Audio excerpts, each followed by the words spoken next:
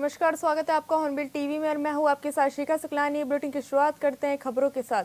गुरुवार को पिथौरागढ़ में मोस्टा मानू मेला और विकास प्रदर्शनी 2025 का आयोजन किया गया, जिसमें सीएम पुष्कर सिंह धामी ने वर्चुअली रूप से प्रतिभाग किया। इस मौके पर सीएम धामी ने कहा कि पीएम नरेंद्र मोदी के नेतृत्व में हमारी धार्मिक और सांस्कृतिक विरासत के संरक्षण और सुदृढ़ीकरण की दिशा में कई उल्लेखनीय और ऐतिहासिक कार्य हो रहे हैं, चाहे वो 500 सालों के बाद अयोध्या में भगवान राम के भव्य और दिव्य मंदिर का निर्माण हो, काशी विश्वनाथ में कॉरिडोर का निर्माण हो, महाकाल लोक का निर्माण हो, बद्रीनाथ धाम केदारनाथ धाम का पुनर्निर्माण हो या हमारे आराध्य महादेव के पावन धाम आदि कैलाश की यात्रा पर शुभारंभ हो। प्रधानमंत्री के मार्गदर्शन में हमारी सरकार उत्तराखंड के समग्र विकास के साथ ही धार्मिक स्थलों के पुनर्निर्माण और निर्माण और हमारी अस्मिता की रक्षा के लिए भी दृढ़ संकल्प के साथ काम कर रही है। वर्षा का देवता माना जाता है। जब कभी क्षेत्र में अकाल की स्थिति उत्पन्न होती है तो यहाँ के लोग मोष्टा देवता की आराधना करते हैं और देवता भी अपने भक्तों की साधना से प्रसन्न होकर समय पर वर्षा करके हम सबको संजीवनी प्रदान करते हैं। सदियों से मेला हमारी आस्था, विश्वास और समृद्ध परंपराओं का प्रतीक है, जो हमारे प्रदेश के पर्वतीय क्षेत्रों में रहने वाले नागरिकों के संघर्ष और साधना को प्रदर्शित करता है। ये केवल एक धार्मिक एवं पारंपरिक आयोजन नहीं है, बल्कि हमारे सामाजिक और सांस्कृतिक जीवन का एक अभिन्न हिस्सा है। ये न केवल हमारे पूर्वजों की महान परंपराओं का हमें स्मरण कराता है, बल्कि कृषि, पशुपालन से जुड़े हमारे ग्रामीण जीवन की विशेषताओं को भी दर्शाता है। मैं भी बचपन से ही इस मेले में आया करता था।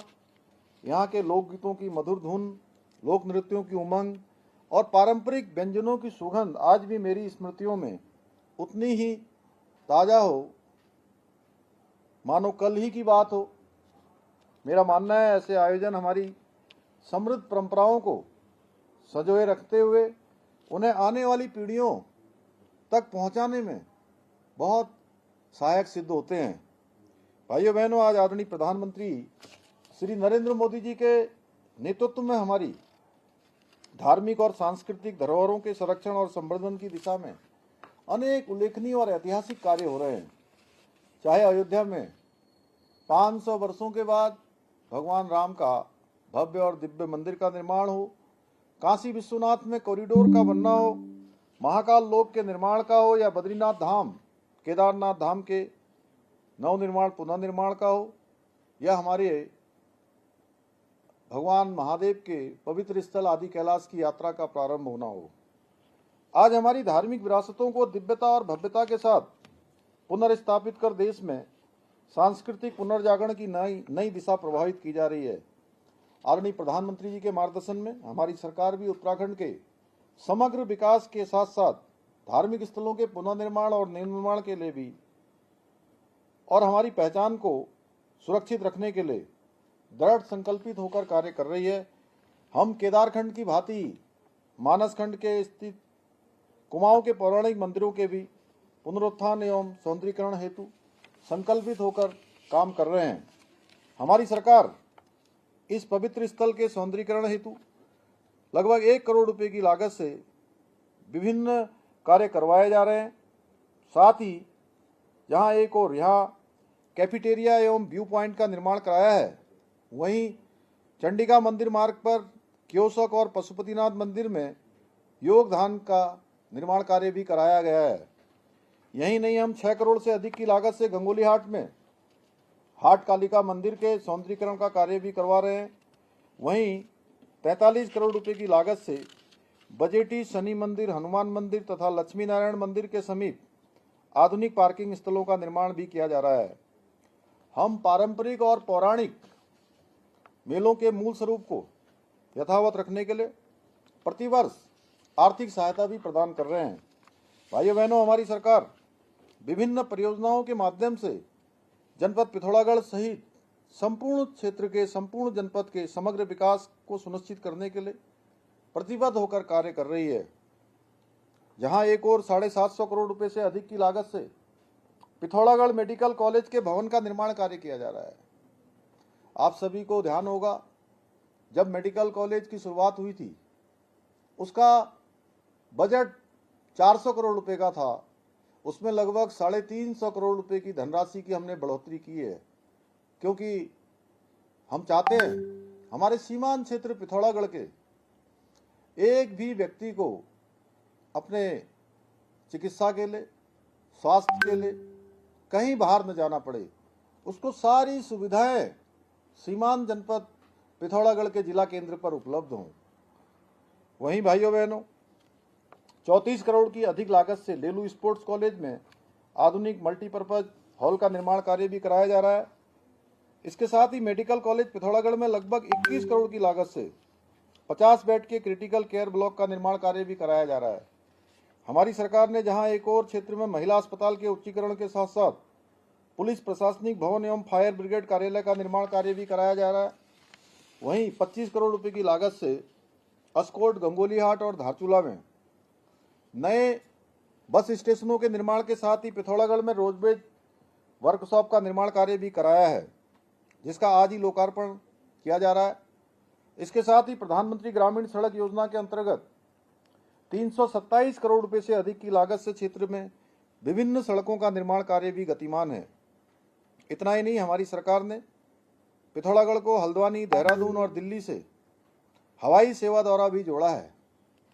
शीघ्र ही यहाँ से मुंशियारी के लिए भी हेली सेवा प्रारंभ की जाएगी, जिससे स्थानीय जनता के साथ साथ पर्यटकों को भी बहुत बड़ी सुविधा मिलेगी। पिथौरागढ़ हवाई अड्डे को 450 करोड़ रुपए की लागत से आधुनिक रूप से स्वरूप में विकसित करने के लिए एयरपोर्ट अथॉरिटी और राज्य सरकार के बीच MOU हस्ताक्षरित हो चुका है, जिस पर शीघ्र ही कार्य प्रारंभ हो जाएगा। मानू देवता वर्षा का देवता माना जाता है। जब कभी क्षेत्र में अकाल की स्थिति उत्पन्न होती है तो यहाँ के लोग मोस्टा देवता की आराधना करते हैं और राष्ट्रीय खेल दिवस के अवसर पर देहरादून में राइजिंग स्टार कार्यक्रम का आयोजन किया गया, जिसमें खेल मंत्री रेखा आर्य ने 20 स्कूलों के 80 चैंपियन खिलाड़ियों को सम्मानित किया। ग्राफिक एरा में ये कार्यक्रम आयोजित किया गया, जहां मंत्री ने कहा कि खिलाड़ी समाज के आदर्श होते हैं, उनकी ख्याति की कोई सीमाएं नहीं होती। उन्होंने कहा कि उत्तराखंड में तेजी से खेल संस्कृति विकसित हो रही है और आने वाले समय में यहां बड़ी संख्या में चैंपियन खिलाड़ी तैयार होंगे। रेखा आर्य ने घोषणा की है कि राष्ट्रीय और अंतर्राष्ट्रीय स्तर पर पदक जीतने वाले खिलाड़ियों को नगद पुरस्कार राशि दी जाएगी। साथ ही आउट ऑफ टर्न नौकरी और 4% आरक्षण जैसी योजनाएं भी युवाओं को खेलों के और प्रोत्साहित कर रही है।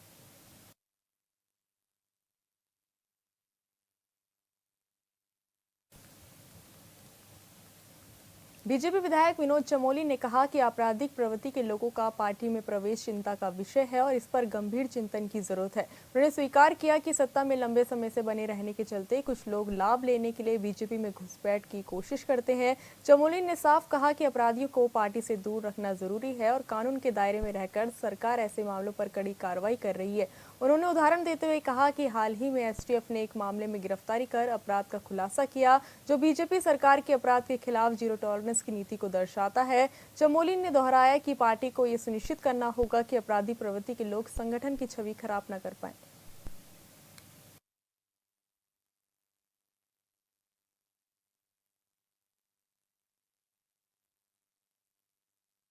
बड़ी चिंता का विषय है और इस पर मात्र चिंता नहीं, चिंतन करने की आवश्यकता भी है। जो मुझे लगता है ये सही है कि बहुत लंबे समय से, क्योंकि भारतीय जनता पार्टी सत्ता में है, तो जो इस प्रकार के लोग हैं, जो आपराधिक प्रवृत्ति के लोग हैं या जो सत्ता का लाभ उठाकर कहीं लाभ लेना चाहते हैं, ऐसे लोग कहीं ना कहीं भाजपा के अंदर घुसने के रास्ते ढूंढ लेते हैं। क्योंकि हम लगातार सरकार में चले आ रहे हैं, उनको सरकार का संरक्षण चाहिए होता है। तो ये हमारे लिए भी एक सोचने का विषय आया है कि हमको ऐसे लोगों को कम से कम पार्टी से दूर रखने की आवश्यकता है। और जो अपराधी प्रवृत्ति के लोग हैं, ये तो अच्छी बात यह है कि भारतीय जनता पार्टी की सरकार में चाहे वो किसी भी दल से जुड़ा हुआ हो, चाहे वो किसी भी स्तर का व्यक्ति हो, अगर वो अपराध कर रहा है तो हमारे यहाँ से कार्रवाई हो रही है, उसको बचाने का प्रयास नहीं हो रहा है। आपने तमाम केसेस में देखे, हिमांशु चमोली वाले केस में भी ये मामला सामने आया। आज आप इस वाल्मीकि की बात करें तो उस पर भी एसटीएफ ने उसको गिरफ्तार किया है, उसका अपराध का खुलासा किया है, उस पर कार्रवाइयाँ हो रही हैं। तो हमने अपराध के खिलाफ भी जीरो टॉलरेंस की पॉलिसी अपना रखी है कि किसी भी स्तर का कोई व्यक्ति होगा, चाहे वो भारतीय जनता पार्टी का कार्यकर्ता ही क्यों ना हो, हम उसको बचाने का काम नहीं करते हैं। हम तो जो कानून के दायरे में रहते हुए जो भी कार्रवाई संभव हो सकती है, हम बहुत सख्त कार्रवाई उसमें करते हैं। प्रदेश में आपदा प्रभावित इलाकों का मुख्यमंत्री पुष्कर सिंह धामी लगातार स्थलीय निरीक्षण कर रहे हैं और पीड़ितों से मुलाकात भी कर रहे हैं। इस बीच एक सवाल उठा है कि कई मंत्री आपदा क्षेत्रों में दिखाई नहीं दे रहे। इस पर बीजेपी विधायक विनोद चमोली ने कहा कि ऐसा कहना उचित नहीं है, क्योंकि मंत्री भी अलग अलग इलाकों में सक्रिय है। मीडिया का फोकस स्वाभाविक रूप से मुख्यमंत्री पर ज्यादा रहता है, लेकिन सतपाल महाराज, धन सिंह रावत और गणेश जोशी जैसे मंत्री भी प्रभावित क्षेत्रों का दौरा कर रहे हैं।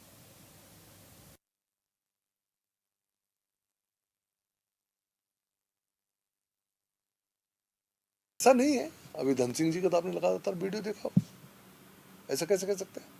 महाराज जी गए, ऐसा कैसे कह सकते हैं? हाँ, ये है कि मुख्यमंत्री की अब आप तो मीडिया वाले लोग हैं, नहीं, आप जिसको कैच करोगे वही दिखेगा।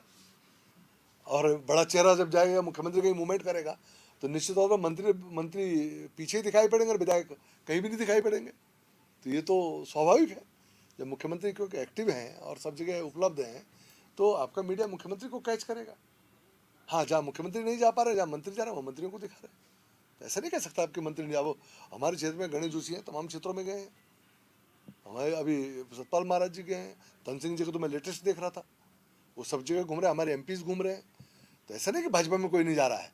हाँ, ये ठीक है कि मुख्यमंत्री जी को आप लोग ज़्यादा दिखा रहे हैं, क्योंकि मुख्यमंत्री जी दिखाए जाने चाहिए, क्योंकि प्रदेश के मुखिया हैं और उनका मूवमेंट ज़्यादा मूवमेंट और सेंसिटिव आदमी जाते, सब जगह जाते हैं, अपना काम करते हैं, इसलिए आपको इधर से दिखाई पड़ रहा होगा। ऐसा नहीं। आपदा राहत को लेकर सरकार पर लगाए गए आरोपों का बीजेपी विधायक विनोद चमोली ने जवाब दिया। उन्होंने कहा कि सरकार सिर्फ 3,000 रुपए की राहत देकर इतिश्री नहीं कर रही, बल्कि प्रभावितों को अतिरिक्त सहायता भी दी जा रही है। चमोली ने कहा कि कई मामलों में लाखों रुपए तक की मदद पहुंचाई गई है और नुकसान का सही आंकलन करने के लिए कमेटी गठित की गई है। चमोली ने विपक्ष पर तथ्य छिपाकर राजनीति करने का आरोप लगाया और साफ किया कि आंकलन रिपोर्ट आने के बाद पीड़ितों को और धनराशि उपलब्ध कराई जाएगी।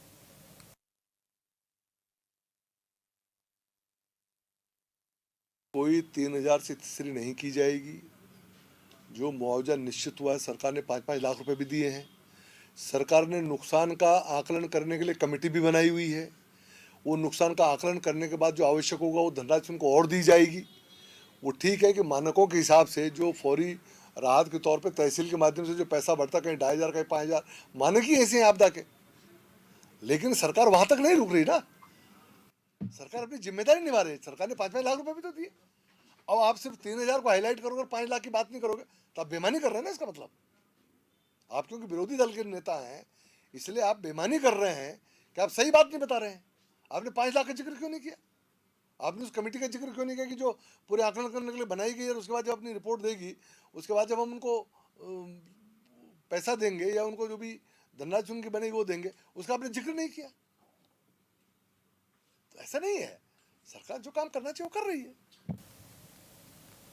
बीजेपी प्रदेश प्रवक्ता कमलेश रमन ने कहा कि प्रदेश अध्यक्ष महेंद्र भट्ट जल्द ही मजबूत कार्यकारिणी का गठन करेंगे। उन्होंने कहा कि इसके लिए सभी वरिष्ठ नेताओं से लगातार सलाह मशवरा हो रहा है और प्रदेश से लेकर जिला स्तर तक पदाधिकारियों की जिम्मेदारी तय की जाएगी। आगे रमन ने कहा कि दिल्ली के वरिष्ठ नेताओं से भी सामंजस्य बनाकर कार्यकारिणी तैयार की जा रही है और जल्द ही नई टीम जनता के सामने होगी। उनका कहना है कि महेंद्र भट्ट के नेतृत्व में संगठन को और ज्यादा मजबूत करने के लिए कार्यकारिणी का गठन सभी वरिष्ठ नेताओं की सहमति से किया जाएगा।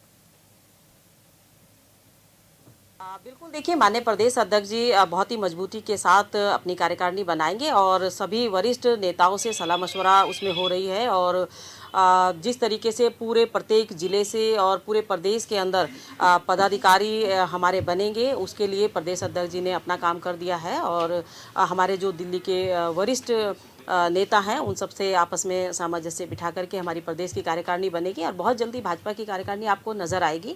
और यहाँ उत्तराखंड के अंदर माननीय महेंद्र भट्ट जी के नेतृत्व में कार्यकारिणी और संगठन को मजबूती करने के लिए यहाँ तमाम जितने भी हमारे वरिष्ठ नेता हैं सभी के साथ सामंजस्य बिठा करके इस कार्यकारिणी को बनाया जाएगा। बिल्कुल, देखिए, माननीय प्रदेश अध्यक्ष जी बहुत ही मजबूती के साथ अपनी कार्यकारिणी बनाएंगे और सभी वरिष्ठ नेताओं से सलाह मशवरा उसमें हो रही है। और जिस तरीके से पूरे प्रत्येक ज़िले से और पूरे प्रदेश के अंदर पदाधिकारी हमारे बनेंगे, उसके लिए प्रदेश अध्यक्ष जी ने अपना काम कर दिया है। और हमारे जो दिल्ली के वरिष्ठ नेता हैं उन सबसे आपस में सामंजस्य बिठा करके हमारी प्रदेश की कार्यकारिणी बनेगी और बहुत जल्दी भाजपा की कार्यकारिणी आपको नज़र आएगी।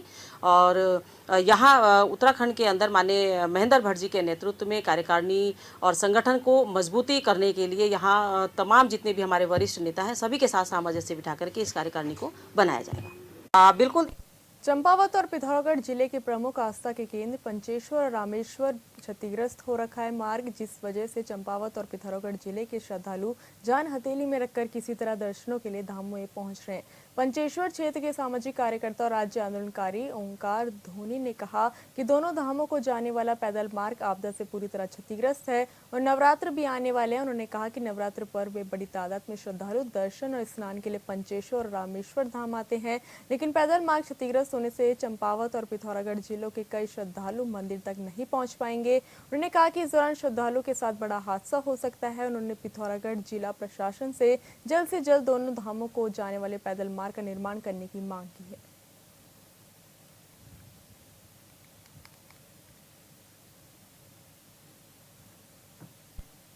प्रथम आपके चैनल के माध्यम से सबको अवगत करना चाहता हूं कि हमारे ज़िले के अंतिम छोर पंचेश्वर में और रामेश्वर में दोनों जगह भव्य मंदिर हैं और दुर्भाग्य से दोनों हमारे जनपद में नहीं हैं और इन दोनों मंदिर पिथौरागढ़ जनपद में पड़ते हैं और इन दोनों मंदिर में अधिकांश जनपद चंपावत के ही श्रद्धालु वहाँ जाते हैं। आने वाले समय में नवरात्रि आ रही है और जहाँ तक मैं बात करूँ पंचेश्वर मंदिर की जो जनपद पिथौरागढ़ के अंतिम छोर में है, वहाँ पे नवरात्रि में सैकड़ों हजारों लोग जनपद चंपावत से ही वहाँ पे पवित्र स्नान के लिए जाते हैं, अपनी पूजा आराधना करते हैं। मेरा पिथौरागढ़ प्रशासन से अनुरोध रहेगा कि वैकल्पिक मार्ग बनाया जाए जिससे कि जनपद चंपावत के लोग रामेश्वर और पंचेश्वर जैसे महत्वपूर्ण जो शिवालय हैं, जो मानस कॉरिडोर में भी आते हैं, उनमें श्रद्धालु जा सके। मेरा जनपद पिथौरागढ़ के प्रशासन से अनुरोध है कि आप रामेश्वर और पंचेश्वर दोनों मंदिरों तक वैकल्पिक मार्ग यथाशीघ्र बनाए जिससे नवरात्रि में भक्त लोग श्रद्धालु लोग अपनी पवित्र डुबकी लगा सके। वहाँ उत्तराखंड में भूस्खलन और नदियां नालों के उफान पर आने से सड़कों की कनेक्टिविटी पर भारी असर पड़ा है। अब तक पीडब्ल्यूडी डिपार्टमेंट को बरसात में 350 करोड़ से ज्यादा का नुकसान हुआ है। सड़कों का सबसे ज्यादा नुकसान उत्तरकाशी जिले में हुआ, जहां भागीरथी और यमुना नदी ने सड़कों को अपने अंदर समा लिया। उत्तरकाशी के हर्षिल और सयानाचट्टी में झील की वजह से सड़क की कनेक्टिविटी पूरी तरह से बंद है, जिससे गंगोत्री और यमुनोत्री धाम की यात्रा पर ब्रेक लग चुका है। पीडब्ल्यूडी सचिव पंकज पांडे ने कहा कि गंगोत्री और यमुनोत्री राष्ट्रीय मार्ग में लगातार सड़क खोलने का कार्य किया जा रहा है। हर्षिल में विकल्प मार्ग का निर्माण किए जाने के लिए टीम सर्वे कर रही है। वहीं बद्रीनाथ और केदारनाथ में बीच में सड़क अवरुद्ध होने पर लगातार खोलने का कार्य किया जा रहा है।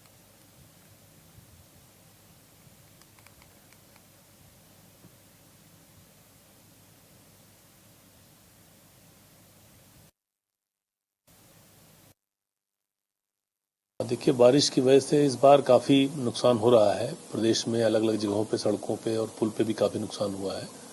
गंगोत्री धाम का जो हमारा यात्रा मार्ग है वो अभी भी बंद चल रहा है। उसमें बीच में हर्षिल के पास करीब 150 मीटर जो पानी के अंदर है उससे मशीन क्रॉस नहीं हो पा रही है, काफ़ी ज़्यादा पानी है वहाँ पे। उसके लिए मैंने आज एक टीम भेजी है पीडब्ल्यूडी से।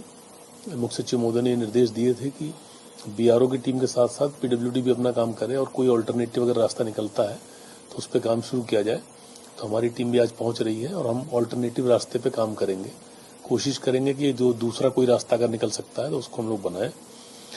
जैसा आप जानते हैं, यमुनोत्री का जो रास्ता है उसमें भी सयानाचट्टी के पास एक नाले से काफ़ी मलबा आ गया था, उससे एक झील बन गई थी, आर्टिफिशियल झील बन गई थी। बीच में उसको हम लोगों ने खोल दिया था लेकिन दोबारा से फिर से बन गई, तो थोड़ा वहाँ पे प्रॉब्लम अभी भी चल रही है और मलबा लगातार आ रहा है, तो उसकी वजह से हम लोग ज़्यादा काम कर नहीं पा रहे हैं उसमें। बद्रीनाथ हाईवे खुलता रहता है, बीच बीच में थोड़ी देर के लिए बंद होता है लेकिन मोस्टली खुला है। और केदारनाथ धाम का जो रास्ता वो भी मोस्टली खुला हुआ है, उसमें ज़्यादा दिक्कत नहीं है।